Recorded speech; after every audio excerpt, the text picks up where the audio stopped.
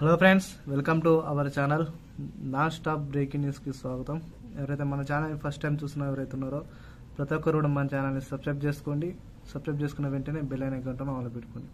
ఈ bell icon గంటను ఆన్లో పెట్టుకోవడం వలన మన ఛానల్లో పెట్టే ప్రతి ఒక్క వీడియో మీకు నోటిఫికేషన్ రూపంలో అందుబాటులో ఉంటుంది.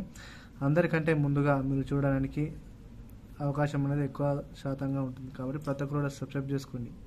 వీలైన త్వరగా వీడియోని కూడా అందరూ కూడా షేర్ చేయండి. వీడియో చూసిన వెంబడే ప్రతి ఒక్కరు లైక్ కొట్టండి. లైక్ చేస్తేనే ఈ యొక్క ఇన్ఫర్మేషన్ అనేది ఎంతవరకు ఇచ్చిందని తెలుసుకునే అవగాహన ఉంటుంది.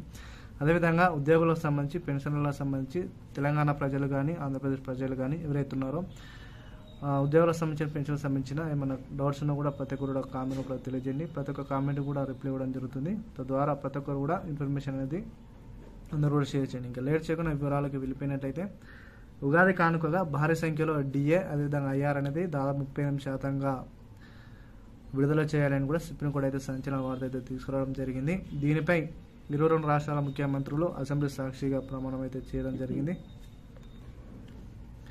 అయితే ఆల్రెడీ మన తెలంగాణలో బడ్జెట్ సమావేశాలు రేపు కొనసాగుతున్న నేపథ్యంలో ఈ డిఏను ఐఆర్ అనేది దాదాపు 30% విడుదల చేయాలి.